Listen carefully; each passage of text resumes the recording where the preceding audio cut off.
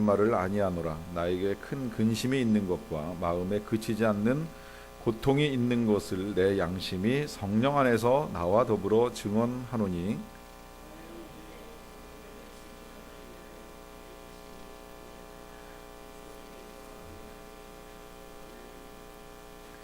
그들은 이스라엘 사람이라. 그들에게는 양자됨과 영광과 언약들과 율법을 세우신 것과 예배와 약속들이 있고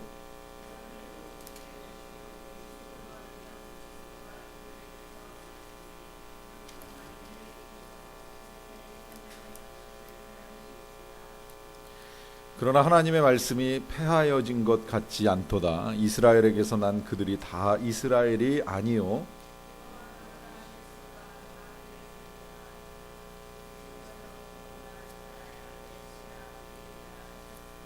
곧 육신의 자녀가 하나님의 자녀가 아니요 오직 약속의 자녀가 씨로 여기심을 받느니라.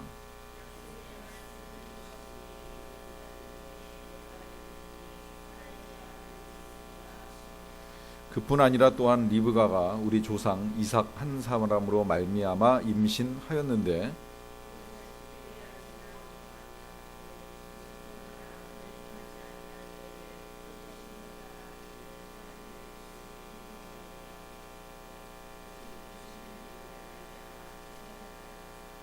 리브가에게 이르시되 큰 자가 어린 자를 섬기리라 하셨나니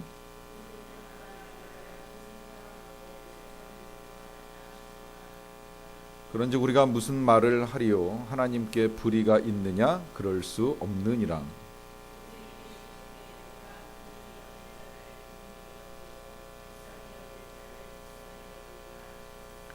그런즉 원하는 자로 말미암음도 아니요 다른 박질하는 자로 말미암음도 아니요 오직 긍휼히 여기시는 하나님으로 말미암음이니라.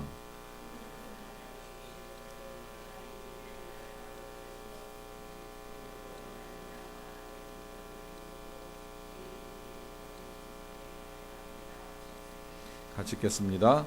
그런즉 하나님께서 하고자 하시는 자를 긍휼히 여기시고 하고자 하시는 자를 완악하게 하시느니라. 아멘. 주중에 계속 여러 차례 뵀습니다만 이제 수요 성경 강의로는 이제 오래간만에 다시 만나게 돼서 반갑고요. 이제 오늘부터 전에 보던 로마서 말씀 9장부터 계속 이어나가도록 그렇게 하겠습니다. 1장부터 8장까지를 이제 보고 쉬었다가 이제 지금 9장부터 보게 되는데 1장부터 8장의 내용 뭐 많이 들으셨고 몇 차례 반복을 하기는 했습니다만 간단하게 복습을 하고 이제 그리고 이어 나가도록 하겠습니다. 1장에서 8장까지의 내용을 이제 그 뭐 여러 가지로 요약을 하기는 합니다만은 압축해서 말씀드리자라고 한다면 우리가 제일 처음에 시작했던 것처럼 오직 믿음으로 말미암아 이제 구원을 받는다라고 하는 것이 전체의 내용이라고 이해하시면 됩니다. 이 믿음으로 구원을 받는다는 것 때문에 이제 여러 가지 제기될 수 있는 문제들, 그러면 율법은 왜 주신 거냐 하는 문제, 그 다음에 믿고 난 다음에 죄를 지었을 때 이 죄의 문제는 그럼 어떻게 해결할 것이냐, 이제 여러 가지 제기될 수 있는 모든 문제들에 대하여서도 실은 1장부터 8장까지 이미 다 답을 줬어요. 그리고 오직 믿음으로 말미암아 살고 믿음으로 말미암아 구원을 받는다라고 하는 이야기를 일관되게 하면서 맨 마지막에 이제 8장 끝부분에 가서 기억되는 것은 이제 이것이지요. 그 어떤 것도 하나님과 우리 사이의 사랑에서 끊을 수 없다는 거예요. 환난이나 곤고나 뭐 핍박이나 칼이나 적신이나 그 어떤 것도 끊을 수 없다라고 하는 것. 하나님의 사랑에서 우리를 끊을 수 있는 건 그 어떤 것도 없다라고 하는 것으로 끝이 났습니다. 이게 이제 8장의 결론이고 우리가 보았던 이제 전반부의 내용이라고 할 수 있습니다.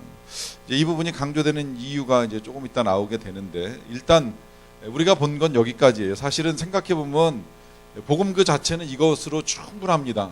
뭐 여기 물론 믿음으로 구원을 얻는다고 했을 때의 믿음의 내용은 예수 그리스도의 존재와 사역을 믿는 것인데 예수 그리스도의 존재와 사역을 믿음으로 말미암아 구원받는다. 이것이 복음의 내용이고 또 그 구원받은 사람이 하나님에게서 끊어지지 않는다라고 하는 것이 복음이기 때문에 실은 여기에서 1차적으로 우리가 다시 들어야 될 복음은 거의 다 들었다고 해도 틀리지는 않아요. 그런데 그럼에도 불구하고 이제 오늘부터 또다시 시작되는 말씀은 무려 9장에서부터 16장까지 절반이 다시 남아 있습니다. 이제 이걸 설명하기 위해서 복습을 겸해서 지금 진행해 나가는 건데요. 이 9장부터 16장까지는 그럼 이제 왜 다시 덧붙여졌느냐라고 했을 때 여기서 크게 보면 이제 두 가지 문제를 제기합니다. 그건 뭐냐면 하나는 이스라엘의 구원은 그럼 도대체 어떻게 되는 것이냐라고 하는 문제입니다. 왜냐하면 이 사람들 가운데에 믿음을 가진 사람이 별로 없습니다. 이 사람들 우리가 나중에 봅니다마는 율법도 있고 뭐 할례도 있고 언약도 있고 여러 가지를 가지고 있는데 문제는 믿음이 없어요. 예수님을 믿지 않습니다. 그럼 이 사람들의 구원은 도대체 어떻게 되는 것이냐? 구원을 받느냐 못 받느냐 이제 문제가 하나 남아 있고요. 그 다음에 자, 복음을 믿고 복음을 받아들여서 구원을 받았는데 그럼 그것으로 다 끝나는 것이냐? 그냥 무조건 믿기만 하면 다 끝나는 것이냐 했을 때에 그건 아닙니다. 이제 여기에 우리가 또 하나 풀어야 될 문제가 한 가지 있는데 그러면 이 복음을 믿은 사람들이 어떻게 살아야 하느냐? 어떻게 살 것인가의 문제가 남아 있습니다. 왜냐하면 복음이라고 하는 건 그냥 단순히 우리가 믿어서 천국을 가는 것으로만 끝나는 것이 아니라 이 복음을 믿는 사람들이 이 세상에서 살아나가는 것 또한 중요합니다. 어떻게 살 것이냐라고 하는 질문 앞에도 역시 우리가 복음으로 살아야 되는데 그럼 그 복음으로 산다는 것은 도대체 무엇이냐라고 했을 때 이제 이 문제에 대한 답을 우리가 찾게 됩니다. 그래서 이스라엘의 구원 문제가 이제 오늘 보는 9장부터 11장까지 길게 이어지고요. 이제 이것이 정리가 되고 나면 12장부터 16장까지는 이제 복음을 받아들인 우리가 어떻게 복음을 가지고 복음의 능력으로 복음적으로 살아갈 것이냐라고 하는 문제를 이제 다루게 됩니다. 그래서 이제 오늘은 그 첫 번째로 이스라엘의 구원 문제를 다루게 되는데요. 이스라엘의 구원 문제를 이제 얼핏 보면 저도 오래전에 볼 때는 그냥 그렇게 이해를 했었어요. 아, 바울도 동족을 사랑하는구나. 이제 서두에 읽어 나가다 보면 이 바울의 마음에 그치지 아니하는 고통이 있는 것과 뭐 골육의 친척을 위하여 뭐 이런저런 생각을 한다라고 했을 때에 아, 바울도 어쩔 수 없는 유대인이구나, 어쩔 수 없는 이스라엘 사람이구나 이런 생각을 하면서 동족을 사랑하지 않는 사람은 없구나라고 생각을 했습니다. 우리 뭐 옛말에 피는 물보다 진하다고 이야기하고 또 뭐 우리가 남이냐라는 이런 표현이 오랫동안 이 회자가 되면서 혈연이나 지연을 굉장히 중요하게 생각을 하는데 이제 그런 사고방식이 오랫동안 이제 우리에게도 있었고 하다 보니까 사도 바울도 그 생각에 묶여가지고 이스라엘의 구원 문제를 풀어나가려고 하는 거 아닌가 하는 이제 고민을 해본 적이 있습니다. 뭐 그렇게 봐도 상관은 없지만 이제 조금 더 이제 넓혀서 생각해 볼 필요가 있을 것 같아요. 일단 이 사도 바울은 자기 스스로 생각하기를 이방인들을 위해서 보냄받은 하나님의 사자라고 하는 이 생각을 가지고 있었던 것만큼은 틀림이 없습니다. 그래서 이제 본국 이스라엘이나 유대 땅보다는 주로 이제 바깥으로 돌면서 선교 사역을 하잖아요. 그 먼 데를 세 차례 네 차례 왔다 갔다 하면서 주로 외국으로 다니면서 선교 사역을 해요. 근데 그러는 중에 이제 짬짬이 이렇게 편지를 쓰고 이제 복음을 이제 전하는 일들을 하게 되는데 그러는 이 사도 바울에게 이제 한 가지 큰 고통 내지는 뭐 고민이라고 할 수 있는 게 오늘 9장 1절에서부터 이렇게 드러납니다. 먼저 읽어가면서 좀 보겠습니다. 내가 그리스도 안에서 참말을 하고 거짓말을 아니하노라. 그냥 읽으면서 좀 생각을 해볼까요? 일단 이제 자기가 속에 숨겨놨던 이제 뭐 숨긴 건 아니지만 이제 말하지 못했던 거 하나를 이제 꺼내놓는데 꺼내놓는 이야기가 진실하다라고 하는 것, 참말이라고 하는 걸 그리스도 안에서라고 하는 수식어를 통해서 이제 먼저 밝혀줍니다. 내가 그리스도 안에서 한 가지 진실로 내 마음을 하나 나누고 싶다. 나에게 큰 근심이 있다 그래요. 근심이 있다. 여러분 오늘 요 1절부터 3절까지는 사도 바울이 자기가 하지 말라고 했던 것들 또 자기가 선포한 것과 아주 역설적인 이야기들을 하기 때문에 이걸 우리가 좀 잘 생각을 해볼 필요가 있어요. 그 중에 하나가 근심이라고 하는 겁니다. 근심. 사실 사도 바울은 많은 편지나 메시지 속에서 뭐라고 당부를 했냐면 염려하지 말라 그랬어요. 염려하지 말라는 게 결국은 근심하지 말라는 거죠. 걱정하지 말라는 당부를 많이 했는데 오늘은 근심한다라고 하는 표현을 여기서 사용합니다. 그것도 보통 근심이 아니라 큰 근심이라 그래요. 큰 근심. 그리고 또 근심이 있는 것과 또 마음에 그치지 않는 고통이 있다 그럽니다. 마음에 그치지 아니하는 고통이라고 하는 건 연속적으로 이 문제가 자기 자신을 괴롭히고 있는 거죠. 그치지 않았으니까. 그게 이제 뭔가 그걸 이제 증언하는데 뭐라고 이야기하냐면 내 양심이 성령 안에서 나와 더불어 증언한다 그래요. 이 양심이 증언을 한다라고 하는 것이 우리가 일반적으로 사용할 때 양심을 걸고 말하는데 나는 절대 그런 말을 한 적이 없다. 양심을 걸고 얘기하는데 나는 절대 그런 일은 하지 아니하였다. 이렇게 표현하잖아요. 우리가 양심을 가지고 우리의 정직성을 드러내는 그 자체는 문제가 되지 않습니다. 그런데 언젠가 제가 여러분들하고 이 로마서 강해 나눌 때에 이 양심이라고 하는 걸 가지고 그런 문제 제기를 한 적이 있어요. 양심이 변했습니다. 양심의 기준이 바뀌었습니다. 그래서 진짜 양심이라고 하는 건 선한 일을 하는 건데 남을 도와주고 내 걸 털어가지고 남을 도와주고 내 목숨을 바쳐서 남을 살려주는 이게 양심인데 이게 이제 병들다 보니까 그 악한 일을 하지 아니하는 정도만 돼도 우리가 굉장히 선하고 양심적이라고 생각을 해요. 그래서 제가 왜 예로 들어 말씀드린 게 택시기사가 손님이 놔두고 간 그 돈가방 찾아주면 양심적이다 그러는데 사실은 그건 악을 행하지 아니하였을 뿐이지 남의 걸 주인에게 돌려주는 건 기본이라는 말씀을 드렸잖아요. 남의 걸 취하지 아니한 건 기본이지 어떻게 보면 선한 일이 아닐 수 있는데 그럴 만큼 우리의 양심이 지금 기준이 많이 떨어졌다라고 하는 거예요. 그래서 이 양심이라고 하는 거를 믿을 수는 없는데 오늘 사도 바울이 자기가 지금 솔직하게 전해주고 싶은 이야기를 내 양심이 나와 더불어 증언한다라고 하는 고백을 합니다. 그러면 사도 바울의 양심은 정직한가? 사도 바울의 양심은 깨끗한가? 사도 바울의 양심은 정말 수준을 다시 회복시킨 양심이냐라고 했을 때에 그 문제를 풀기 위해서 사도 바울도 이렇게 지금 고백하는 거예요. 내 양심이 성령 안에서 증언한다 그래요. 성령 안에서. 이제 이 표현이 그래서 참 사도 바울이 아주 기가 막힌 표현을 하는 거죠. 내 양심은 병들었을 수도 있고 내 양심은 거짓이 있을 수도 있고 내 양심은 잘못되었을지 모르겠지만 그러나 내가 감히 성령님과 함께 성령과 더불어 증언하는데 이제 여기까지가 지금 자기가 말하고 싶은 내용을 계속 꾸며온 거예요. 내 안에 고통이 있다, 근심이 있다, 양심적으로 한번 말하고 싶다. 그 양심은 내가 혼자 말하지 못하고 성령님이 나에게 주시는 증거를 가지고 내가 말하는데 그건 뭐냐? 나의 형제 곧 골육의 친척을 위하여 내 자신이 저주를 받아 그리스도에게서 끊어질지라도 원하는 바로라 그래요. 여기서 형제 골육의 친척이라고 하는 건 가깝게는 사도 바울의 가족들 정말 친척이라고 보셔도 되지만 상관없어요. 그러나 대부분의 해석은 이 형제와 곧 골육의 친척이라고 하는 건 대개는 이제 그의 동족 이스라엘 백성들을 의미합니다.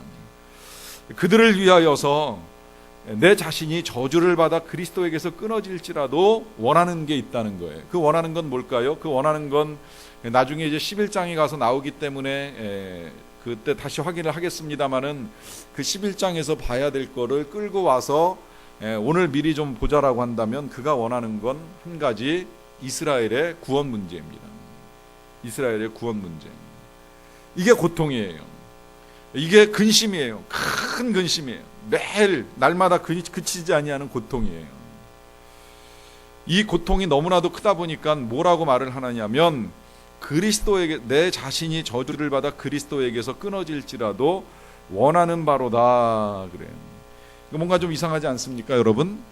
끊을 수 없다 그랬잖아요. 하나님의 사랑에서 끊을 수 없다고 이야기했는데 오늘은 또 뭐라고 이야기해요?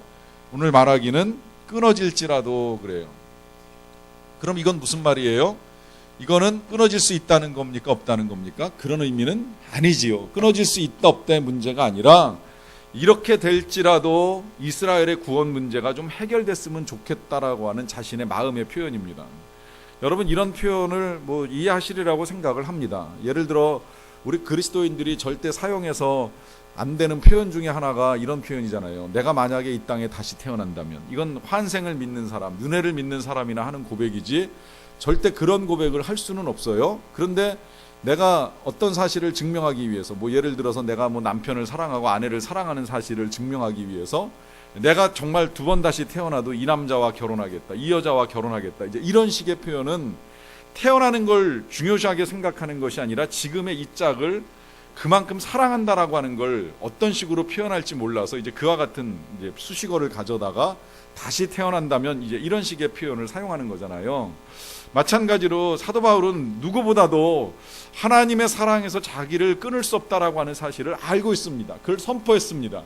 비록 자기가 곤고한 영혼으로 살아가고 또 죄를 짓고 또 반복하고 하는 이런 일들이 수없이 많지만 그럴지라도 나를 하나님의 사랑에서 끊을 수는 없는데, 그럼에도 불구하고 내가 하나님의 사랑에서 끊어질지라도 한 가지 바라는 것이 있다면 그것은 내 민족이 구원을 받는 일이다라고 하는 거예요. 이와 같은 태도를 취하였던 사람이 있었지요. 그 옛날에 모세가 그랬습니다. 이스라엘 백성들이 범죄를 하고 하나님을 섬기지 않고 우상을 섬겼을 때 하나님께서 모세에게 말씀하셨어요. 내가 이 백성을 진멸하리라. 여기서 진멸은 완전히 멸해버리시는 건데, 그것이 지금 여기 저주하고 똑같은 단어가 사용되었습니다. 아나톰이라고 하는 단어가 사용이 됐는데, 진노 속에 완전히 사라져버리는 일이 있다고 할지라도 이제 원하는 소원이라고 말했고요. 하나님은 이스라엘 백성들이 범죄했을 때에 모세에게 이 민족을 완전히 진멸해버리고 뭐라고 제안을 하시냐면 너에게는 새로운 민족을 주겠다고 제안을 하세요. 그때 모세가 어떤 반응을 보이느냐면, 아닙니다 하나님, 차라리 나를 생명책에서 지워버리시고 차라리 나를 죽이시고 이 민족을 살려주십시오. 하나님께 나가 간청을 해요. 그걸 이제 나중에 시편에서 해석하기를, 그래서 하나님을 막아서서 하나님의 진노를 막아선 모세라고 표현을 하는데, 그 모세의 한마디가 하나님의 진노를 막게 되고, 그래서 하나님이 이스라엘도 살려주시고 모세도 살려서 다시 광야 여정을 출발을 합니다. 이 한 사람의 그 목숨 바친 헌신이 민족을 살리는 일을 가져오게 되었다라고 하는 거죠. 어쩌면 그런 생각은 할 수 있을 것 같아요. 사도 바울도 그런 생각을 가지고 있는 겁니다. 사도 바울은 워낙 구약이 해박해요. 이제 오늘부터 보는 이 9장부터 11장까지는 구약 말씀을 한 20-30개 정도를 인용을 하는데, 여러분, 이 사도 바울이 인용하는 하나님의 말씀을 인용하는 방식이 오늘 우리 시대의 인용 방식하고 많이 다르다는 걸 우리가 좀 아셔야 돼요. 우리 교역자들이 이게 좋아진 거면서도 나빠진 거라고도 볼 수 있겠는데, 저도 지금 이제 그렇게 말씀을 준비할 때가 있어요. 과거의 인용은 전적으로 기억에 의존했어요. 그런데 이제 컴퓨터에 워낙 성경이 많이 발달하다 보니까 기억이 안 나고 불분명하면 한두 단어만 딱 입력시키면 그거에 해당되는 구절이 떠오르니까 자료를 찾아가지고서 그 구절을 인용하는 게 쉽습니다. 그리고 인용된 구절은 되게 정확해요. 그런데 사도 바울은 그렇게 할 수 있는 상황이 아닙니다. 당시에 성경은 두루마리로 보존이 되어 있는데, 두루마리도 그냥 보존된 것이 아니라, 예를 들어서 시편 150편 전체 같으면 이게 한 10권 정도의 두루마리로 되어 있어요. 이런 뭉태기가 한 10개 정도가 돼요. 그리고 구약 전체로 한다라고 하면 그게 이제 몇십 개의 두루마리가 되는 거죠. 전에 제가 사역하던 교회에 점자로 된 성경이 그 예배당 입구 로비에 이렇게 비치가 되어 있었는데, 점자로 된 성경은 벽면 하나를 채웁니다. 창세기부터 계시록까지가 벽면 하나, 이렇게 책장 하나를 채울 만큼 양이 많아요. 이 글자 자체가 우리가 쓰는 이 활자하고 다르기 때문에 이제 점자 하나하나가 이렇게 알파벳으로 구성이 되어 있으니까 이 책의 분량이 어마어마합니다. 마치 그런 것처럼 두루마리로 성경을 보존하려고 하면 워낙 양이 많다 보니까 성경을 전하다가 이걸 그냥 이렇게 꺼내가지고 찾아서 확인해보고 쓰고 할 수 있는 그런 상황이 아니에요. 더군다나 사도 바울은 이 로마서를 고린도에서 쓴 것으로 알고 있는데, 어디 선교 다니면서 그 성경책을 짊어지고 다 싸들고 다니지는 못하잖아요. 이제 그렇게 보면 지금 사도 바울이 인용하는 성경의 말씀들은 다 기억에 의존하는 겁니다. 이제 그때 당시에 그 바리새인들 같으면 모세오경은 뭐 창세기부터 신명기까지 그냥 통째로 다 외웠다고 이제 보통 이야기하고, 이제 거기에 실력 좋은 사람들은 이제 선지서나 뭐 이런 것들은 이제 대충 내용을 알고 있어서 그냥 머릿속에서 끌어내서 이제 인용을 하는 거예요. 그러다 보니까 우리가 알고 있는 구약의 성경과 신약에서 인용된 말씀이 틀릴 수밖에 없는 게 기억에 의존돼서 이 성경을 인용해 쓰기 때문에 그렇습니다. 어쨌든 그런 의미에서 굉장히 기억이 좋은 사람이라고 볼 수 있겠는데, 그 기억 속에 이런 기억이 담겨 있는 거죠. 그건 모세가 한 사람 목숨 걸고 하나님께 기도함으로 인하여서 민족을 살렸다라고 하는 거예요. 한 민족을 살릴 수 있는 은혜가 한 사람의 기도에 달려 있다는 걸 알고 있기 때문에 모세, 어쩌면 바울도 이런 기도를 드리고 있는 것 아닌가 하는 생각을 할 수 있습니다. 그런데 여러분, 거기까지만 생각하면 조금 위험합니다. 그러면 우리도 자칫 잘못하면 하나님을 믿으면서 불필요한 민족주의나 불필요한 애국주의에 빠질 수 있는 가능성이 있기 때문이에요.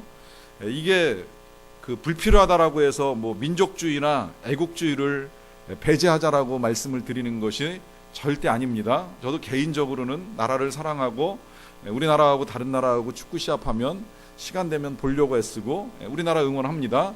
그런데 자칫 잘못하면 민족주의나 애국주의가 열방을 향한 하나님의 계획에 걸림돌이 될 수 있다는 거예요. 방해가 될 수 있습니다. 그런 식의 태도 중에 한 가지가 뭐냐면, 이제 가끔 그런 말씀을 하시는 분들, 뭐 제가 근간엔 들어본 적이 없는데 과거에 선교의 일들을 위하여 준비하거나 전하거나 뭐 나누거나 뭐 하는 일들이 있으면 우리나라 사람들이나 전도할 일이지 왜 꼭 외국에 나가서까지 그렇게 해야 되느냐. 뭐 예를 들어 우리 지금 교회에서 선교를 내보내는 것도 뭐 개인 비용, 교회 공동 비용 다 합치면 2천만 원이 넘는 비용을 이제 들여서 이번에 20명이 나갔다 오게 되는데, 그 돈 들이면 차라리 우리나라에서 교회 세우고 더 많은 사람을 구원할 수 있지 아니할까라고 이렇게 생각하는 애국심 아닌 애국심을 발동시키는 사람들이 있는데, 이제 그런 거야말로 진짜 불필요한 민족주의고요. 구원은 누구에게나 다 필요한 것이기 때문에, 또 천하보다 귀한 한 영혼을 구하는 것이기 때문에 나라를 위해서든 열방을 위해서든 어떤 것이든 상관이 없어요. 그런데 이제 여기서 제가 이 문제를 지금 제기하는 건, 그러면 사도 바울이 민족주의에 빠져가지고 민족의 구원의 문제를 가지고 고민을 하는 것이냐? 생각해보면 그거 아니라는 생각이 듭니다. 왜냐하면 사도 바울은 누구보다도 이 유대인들한테 핍박을 제일 많이 받았어요. 사도 바울을 괴롭힌 사람들은 이방인이 아닙니다. 자기 동족들이에요. 자기 동족들이 어느 정도로까지 악하게 이 사도 바울을 괴롭히느냐면, 무려 50km, 당시 50km는 우리가 생각하는 뭐 여기 뭐 수지에서 뭐 서울 가는 그 정도 거리로 생각하시면 안 돼요. 한 번 50km 움직이려면 여정 꾸리고 왔다 갔다 하는데 최소한 하루 이상의 시간이 걸립니다. 그런 거리에 떨어져 있는 사도 바울을 유대인들이 찾아와 가지고 정말 죽을 만큼 패서 죽은 것처럼 여겨져 가지고 들어다가 들바닥에다가 갖다 버리고 떠날 정도로 악하게 괴롭혔던 사람들이 유대인들이었어요. 오히려 이방인들은 환영하고 이방인들은 받아들이는데, 유대인들은 사도 바울이 거기 있어? 그럼 그냥 두면 안 되지. 그러고는 때로 몰려가 가지고서는 죽일 정도로 죽여놓고서는 그러고서는 버리고 올 정도로 괴롭혔던 사람들이라는 거예요. 이런 사람들을 위하여서 마음에 큰 근심이 있다, 마음에 그치지 아니하는 고통이 있다, 이건 민족주의로 보기가 어려운 거죠. 단순한 애국심의 문제가 아닙니다. 근데 놀랍게도 이 사도 바울은요, 선교를 다니는 동안에 가장 먼저 찾아가는 건 유대인의 회당이었어요.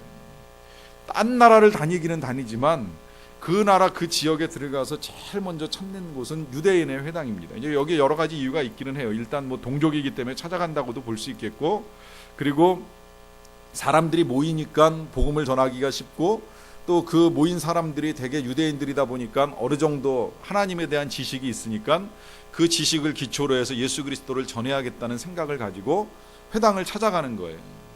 근데 찾아갈 때마다 사실은 환영받지를 못해요. 전하고 나면 물론 믿는 사람들도 있는데, 그 믿는 사람들은 사실 대개 다 헬라파 유대인이지 히브리파 유대인들은 별로 없었어요. 그러다 보니까 반대를 겪기도 하고 핍박을 당하기도 하면서 쫓겨나고 매맞고 하는 일들을 합니다. 그럼에도 불구하고 왜 사도 바울이 이 유대인들을 향하여 마음에 그치지 않는 고통이 있다라고 하는 고백, 심지어 자기가 끊어질지라도 이들이 구원받았으면 좋겠다라고 하는 고백을 하게 되는 것일까요? 그것은 자기 자신이 그런 상태에서 은혜를 받았기 때문입니다. 사도 바울이 진짜 은혜를 아는 사람이에요. 나 자신이 그렇게 사람들을 찾아다니고 쫓아다니고 패고 죽이고 살기 등등하여 다니다가 그런 자기 자신이 구원을 받고 하나님의 백성이 되고 더 나아가서는 예수 그리스도의 사도가 되어서 사역을 하다 보니까 그 누구도 미워할 수가 없는 거예요. 아니, 미워하기는커녕 불쌍한 거죠.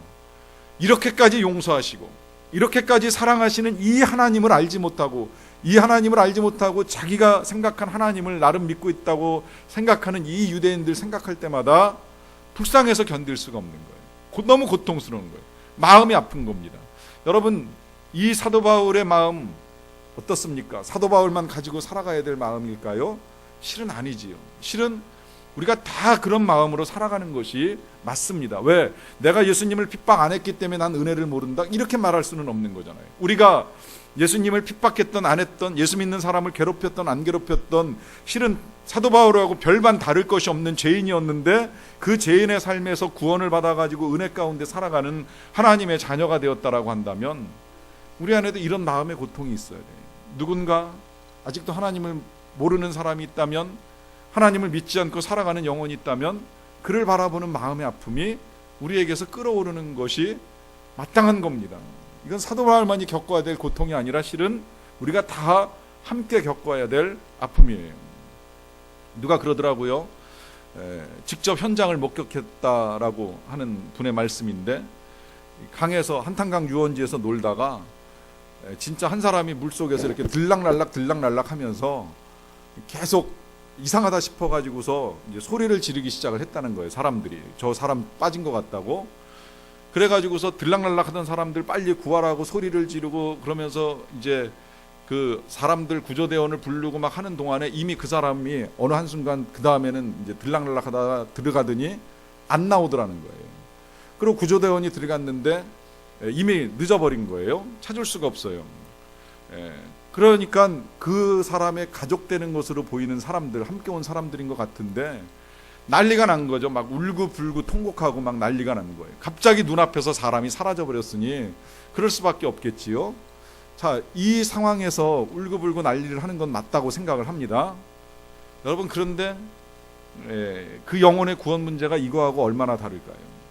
우리의 눈앞에서 나와 함께 했던 사람이 어느 한순간에 함께 하나님의 나라에 들어갈 수 없고 영원히 멸망을 당할 지옥에 떨어져 버린다라고 한다는 사실을 우리가 보고 있다라고 한다면 그에 못지않냐는 통곡과 정말 지금 사도 바울이 고백하는 대로 큰 근심이 생기고 마음에 그치지 아니하는 고통을 가지고 살아갈 수밖에 없다라고 하는 것입니다. 그런 의미에서 우리가 전도하는 일, 우리가 선교하는 일은 어떤 일보다도 중요한 일이고 어떤 일보다도 귀한 일이에요. 제가 그 소망교회 부임했을 때에 이제 때마침 국내 선교부를 맡게 됐어요. 제일 첫 번 맡은 재직 부서가 국내 선교부 전도부입니다. 그래서 그 부서를 맡자마자 제일 먼저 한 게 전도학교 8주 과정으로 만들어 가지고 하고자 하는 성도들 한 100여 명 정도 이렇게 모아 가지고 훈련을 시킨 다음에 그다음에 이제 실제 실습을 그 강남 시내로도 내보내 보고 그다음에 나중에 2박 3일 제주도까지 가서 이렇게 단기 이제 전도 여행을 하고 오는 일도 했어요. 하다가 어느 한순간 제 귀에 그런 소리가 들렸습니다. 소망교회에서 전도를 해? 이건 소망교회 역사상 없던 일인데, 소망교회에서 해본 적이 없는데, 이런 이제 이야기가 들려온 거예요. 직접 들었으면 제가 싸웠을지도 모른다라고 하는 생각을 하게 됩니다. 이런 말씀을 또 제가 자신 있게 드리는 이유 중에 하나는 뭐냐면, 이 부분에 있어서만큼은 이제 돌아가신 고 옥하는 목사님도 고민이었어요. 성도들이 막 많아져가지고 10,000명, 20,000명 교회가 될 때에 목사님 귀에까지 이제 그런 말씀이 들리셨던 것 같아요. 이렇게 사람이 많은데 계속 전도를 해야 되는 거야? 이런 식으로 말씀하시는 사람들의 이야기를 듣게 되는 거죠. 여러분, 사람 많으면 전도 안 해도 될까요? 교회가 차고 넘치고 수만 명의 교회가 되면 더 이상 전도하는 일을 멈춰도 되는 것일까요? 얼만큼의 인원이 되면 전도는 중단해야 되는 것일까요? 사실은 주님 오실 때까지 멈출 수 없는 일이죠. 아직도 구원받아야 될 백성들이 남아있는 상태에서 우리 교회 성도가 10,000명이 됐다, 20,000명이 됐다, 그렇다고 해서 전도를 할 필요가 없다. 혹시 이런 말씀을 제가 여러분들께 드리는 이유는 많아짐을 불편하게 생각할 필요는 없다라고 하는 것입니다. 수의 문제는 아니지만 한 영혼이라도 더 구원받을 수 있다라고 하면 이 일을 멈출 수가 없다라고 하는 것이 하나님의 뜻입니다. 사도 바울이 전도한 사람의 수가 부족해서가 아니라 한 영혼이라도 더 구원해야 되겠다라고 하는 절박한 심령 가운데 그는 자기 자신이 그리스도에게서 끊어질지라도 이 일을 원한다라고 하는 고백을 하고 있는 것입니다. 자, 이제 이스라엘에 대해서 생각을 해봅니다. 로마서 9장 4절부터 5절까지 말씀인데요. 이스라엘이 이미 받은 것들이 많이 있습니다. 그들은 이스라엘 사람이라, 여기서 풀어주는 거예요. 형제 굴육의 친척이 이스라엘인데요. 그들에게는 양자됨과 언약들과 율법들을 세우신 것과 예배와 약속들이 있고, 그 밖에 이제 조상들도 있고 여러 가지 것들이 있다라고 하는데, 그냥 이거는 뭐 제가 표현을 위해서만 정리하는 거니까 노트는 안 하셔도 되는데, 자, 이 이스라엘이 받은 거 한번 생각해 보세요. 양자됨이라 그랬어요. 양자됨이라고 하는 건 이스라엘이라고 해서 무조건 구원이 아니라 이스라엘도 하나님이 양자를 삼아 주셨기 때문에 구원받을 수 있었다라고 하는 의미가 되는 것이고요. 그 다음에 또 이스라엘이 받은 것이 뭐냐면 영광입니다. 이 영광이라고 하는 건 민족 자체가 하나님의 선민이라고 하는 영광을 누릴 수 있었다고 보셔도 되고, 또 하나님의 백성이라고 하는 영광이라고도 할 수 있습니다.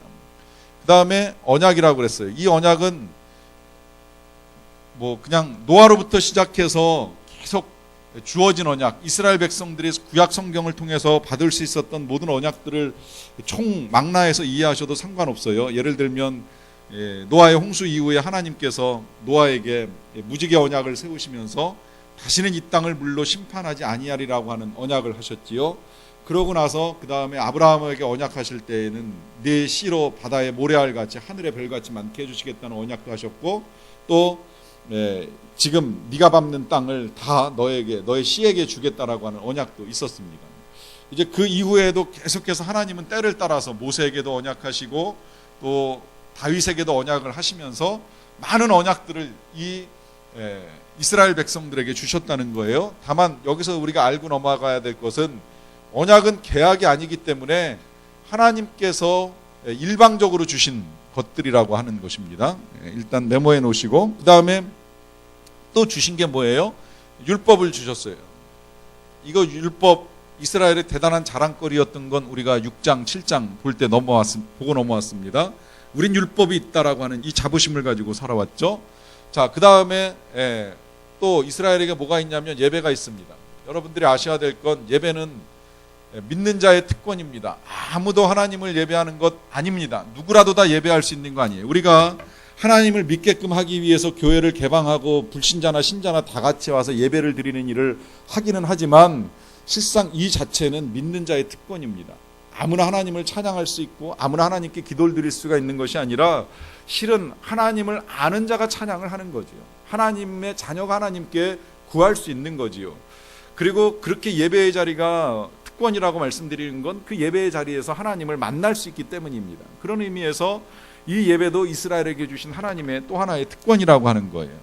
거기다가 이제 오늘 그 밑줄에 들어갈 것은 약속이라고 하는 것인데, 이스라엘에게는 약속이 있다고 이미 약속이 있다라고 하는 것입니다. 이 약속은 구약의 여러 말씀들을 통해서 이미 메시아 예수 그리스도가 올 것이라고 하는 약속을 주셨죠.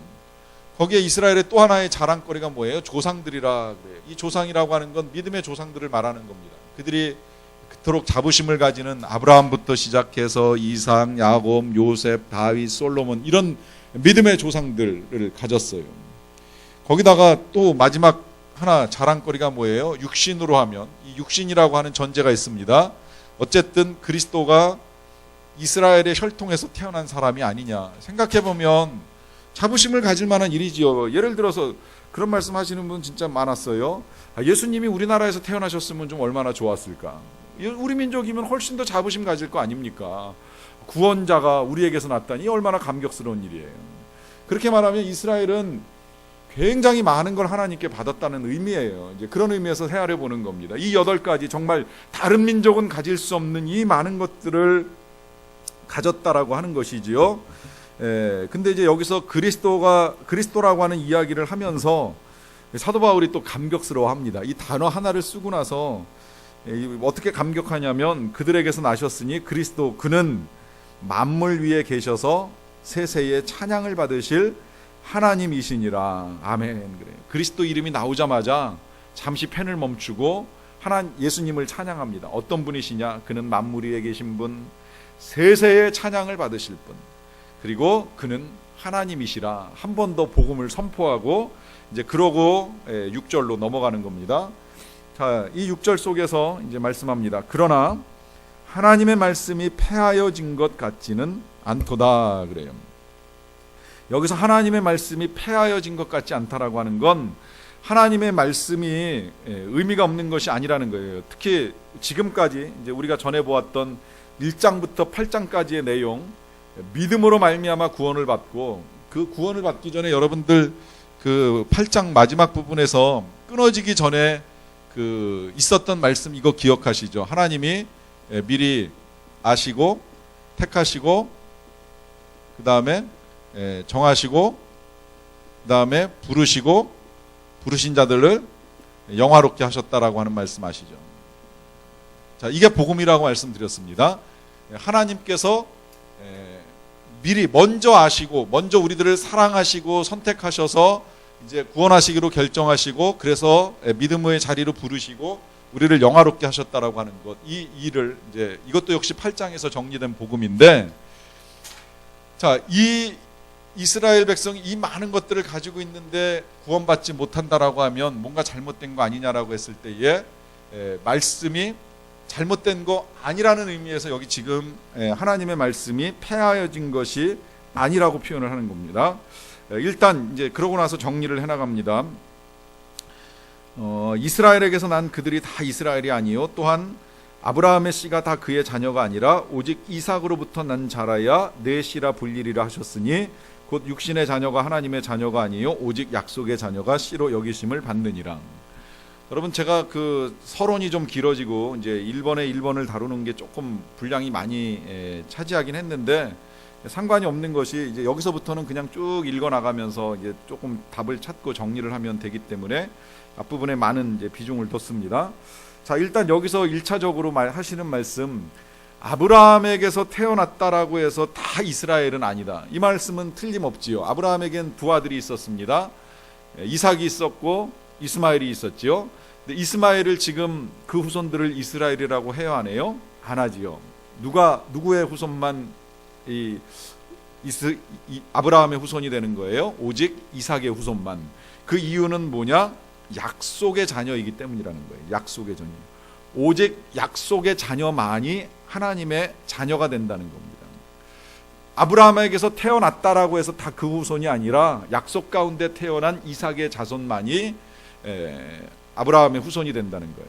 그러다 보니까 여기 이제 문제가 제기될 수 있는 소지가 있어요. 뭐냐면 그거는 이삭은 부인에게서 나고 이스마엘은 첩에게서 났기 때문에 그런 거 아니냐, 적자와 소자의 차이가 아니냐, 홍길동이 서자였기 때문에 아버지라 부를 수 없었던 것처럼 이스마엘이 서자였기 때문에 이렇게 지금 인정 안 하는 거 아니냐라고 하는 문제가 제기될 수 있으니까 이제 그 다음에 그 문제를 풀어나갑니다. 일단 로마서 9장 9절을 보세요. 약속의 말씀은 이것이니 명년 이때에 내가 이르리니 사라에게 아들이 있으리라 하심이라. 하나님의 약속은 하나님의 말씀으로 주어졌습니다. 그 약속의 말씀이 때가 이르면 사라를 통하여 아들을 주시겠다라고 하는 이 말씀입니다. 이 말씀이 있었음에도 불구하고 이스마엘이 그러면 서자이기 때문이 아니냐라고 하는 질문 앞에 이제 그 뒤에 로마서 9장 10절부터 13절까지에서 또 답을 주는 거예요. 그뿐 아니다. 또한 리브가가 우리 조상 이삭 한 사람으로 말미암아 임신하였는데 그 자식들이 아직 나지도 아니하고 또 무슨 선이나 악을 행하지 아니한 때에 택하심을 따라서 되는 하나님의 뜻이 행위로 말미암지 않고 오직 부르시는 이로 말미암아 서게 하려 하사 리브가에게 이르시되 큰 자가 어린 자를 섬기리라 하셨나니 기록된 바 내가 야곱은 사랑하고 에서는 미워하였다 하심과 같으니라. 그래요. 이 하나님의 약속은 행위로 말미암지 아니하고 부르시는 하나님의 선택에 기인한다는 거죠. 여기 표현대로 하면 택하심에 따라 된다는 거예요. 뱃속에서부터 태어나기도 전에 어떤 일을 한 것이 아무것도 없는데 하나님이 그냥 선택하셔서 하신 일이 약속이라는 겁니다.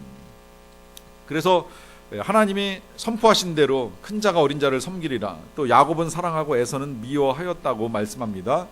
여러분, 근데 여기서 이 미워한다라고 하는 의미를 조금 잘 이해하셔야 될 필요가 있어요. 이 미움은 우리가 생각하는 그런 미움 아닙니다. 이 성경에서 미움을 간혹 이야기할 때 때로 우리가 이제 누구를 혐오하거나 뭐 증오를 담은 그런 미움으로 의미를 이해하시면 안 되고요. 이런 맥락에서 좀 이해하셔야 될 필요가 있어요. 예수님이 제자들을 부르실 때 하신 말씀 중에 그런 말씀 있잖아요. 누구든지 나보다 형제나 부모나 처자나 가진 것을 미워하지 아니하면 나를 따르지 못한다, 나를 사랑하지 아니하는 자라 하는 말씀 있잖아요. 그 말씀은 형제를 미워하고 부모를 미워하고 하라는 그런 말씀이 아니잖아요. 그보다도 더 사랑해라 하는 당부잖아요. 오히려 하나님을 사랑하면 형제를 사랑하고 부모를 공경하는 게 마땅한 일이잖아요.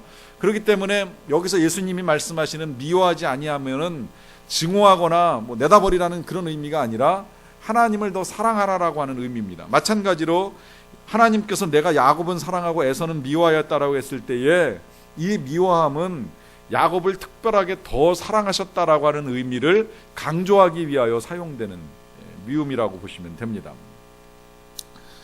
자, 이렇게 보면 그러면 하나님 불의하신 거 아니냐, 어떻게 하나님이 뱃속에서부터 이 사람은 사랑하고 이 사람은 미워하고 이 사람은 사랑하지 않느냐라고 했을 때에 그 문제가 제기될 수 있으니까 일단 로마서 9장 14절에서 선포합니다. 하나님께는 불의가 없다는 거예요. 그런즉 우리가 무슨 말하리요? 하나님께 불의가 있느냐? 그럴 수 없다. 왜 불의가 없느냐? 일단 로마서 9장 15절 보고서 말씀드립니다. 모세에게 이르시되 내가 긍휼히 여길 자를 긍휼히 여기고 불쌍히 여길 자를 불쌍히 여기리라 하셨다. 그래요. 하나님께서는 긍휼히 여길 자를 긍휼히 여기시기 때문에 불의가 없다는 겁니다. 이게 도대체 무슨 이야기인가? 9장 16절 말씀 하나 더 보고 한번 이야기할까요? 그런즉 원하는 자로 말미암음도 아니요 다른 박질하는 자로 말미암음도 아니요 오직 긍휼히 여기시는 하나님으로 말미암음이니라. 그래요. 하나님의 약속은 긍휼히 여기시는 하나님으로 말미암는다. 그래요. 여기 다른 박질하다라고 하는 건 노력한다라고 하는 의미가 되는 것인데 소원한다고 되는 것도 아니고 노력한다라고 되는 것도 아니고 오직 하나님으로 말미암는다. 이건 무슨 말일까요? 역시 약속과 구원은 사람에 근거한 것이 아니라 하나님께 근거한다라고 하는 것입니다. 그런데 그러면 이스라엘은 사랑하고 다른 민족은 미워하고 야곱은 사랑하고 에서는 미워하는 이 하나님 불의하신 것 아니냐? 여러분, 이것이 불의가 아니라고 하는 걸 우리가 잘 알아야 합니다. 왜냐하면 여러분 가끔 그런 질문 받습니다.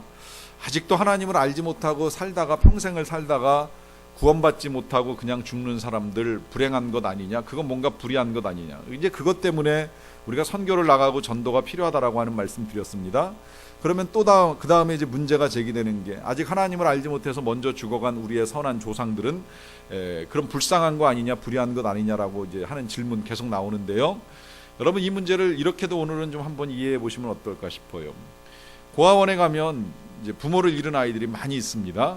어떤 한 갑부가 어느 날 갑자기 그 고아원에 찾아가 가지고 그 중에 한 아이를 아무 조건 없이 선택해 가지고 그를 데려다가 집으로 데려가서 좋은 옷을 입히고 양자로 삼아줬어요.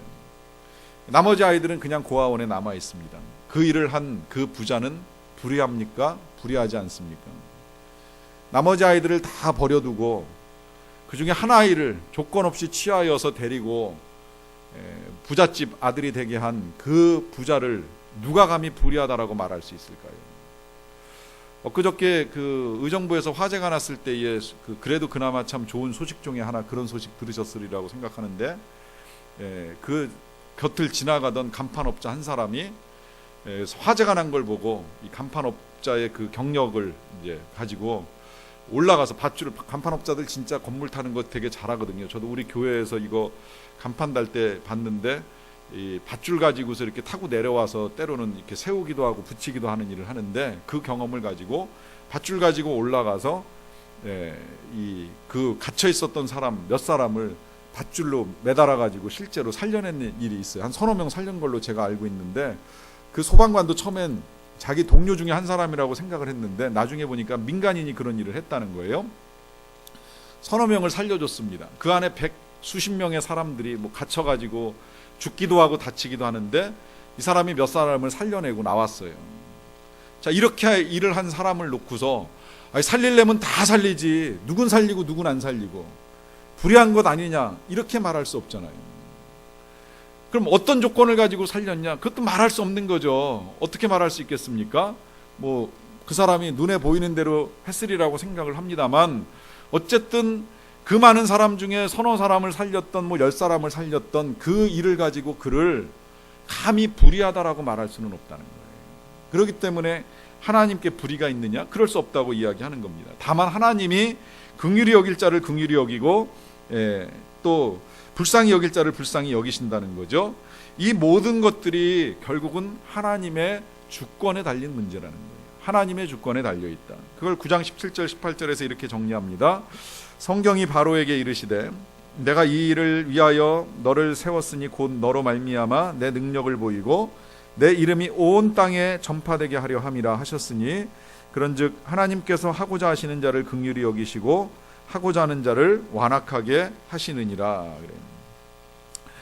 여기에 이제 그 하나님의 주권이 나오는 겁니다. 하나님께서 하고자 하시는 자를 긍휼히 여기시고 하고자 하시는 자를 완악하게 하신다라고 하는 것, 전적인 하나님의 선택에 달려있다는 거예요. 근데 그럼에도 불구하고 바로를 그냥 완악하게 버려두신 것은 뭔가 조금 아직도 하나님이 공평성, 형평성을 잃어버린 거 아닌가라고 하는 의심을 가지신 분들에게 이 부분은 일단 먼저 이런 풀이를 좀 드리고 싶어요. 완악하게 하신다라고 하는 이 의미가 하나님께서 그 사람을 나쁘게 만드시거나 나쁘게 창조하셨다라고 하는 의미가 아닙니다. 실은 우리는요 다 완악함을 가지고 있어요. 이 완악함이라고 하는 것이 그냥 내버려두면 갈수록 굳어지고 갈수록 단단해집니다. 마치 진흙바닥에서요, 진흙 한 덩어리를 이렇게 떼가지고 이제 바깥에다 이렇게 두고 햇빛을 쬐이게 되면 점점 마르잖아요. 시간이 지나면 그냥 굳어지는 거예요. 이거 굳어지지 않게 하려면 어떻게 해야 돼요? 계속 물을 줘야 돼요. 물을 적셔줘야 돼요. 그래야지 굳어지지 않고 말랑말랑해서 뭐 나중에라도 뭐 빚어가지고 그릇을 만들든 뭘 만들든 사용할 수 있죠.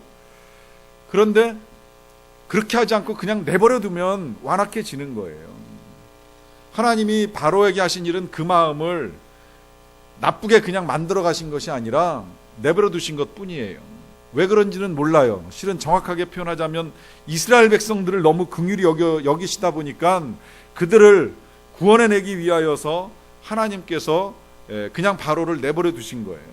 어떤 면에서는 바로도 돌아올 수 있는 기회는 여러 차례 있었어요. 그가 10가지의 재앙을 만날 때 홍해가 갈라지는 것을 볼 때 깨닫고 오고자 했으면 올 수 있었던 거죠. 근데 그가 그 마음을 그냥 그대로 내버려 두다 보니까 그 자신도 굳어버리곤 결국 멸망에 처하고 만 것입니다. 그런 면에서 보면 이스라엘 백성들을 얼마나 감사합니까? 실은 이 사실이 복음이지요. 긍휼히 여김을 받았다라고 하는 사실이 복음이라고 하는 것입니다. 그렇게 보면 저와 여러분들은 어쨌든 이 사실 하나만큼은 충분히 감사하고 살아야 됩니다. 우리가 이 자리에 있다는 사실, 말씀을 들을 수 있다는 사실, 하나님의 은혜를 알고 있다는 사실, 우리가 긍휼히 여김을 받았다라고 하는 이 사실이 감사한 거지요.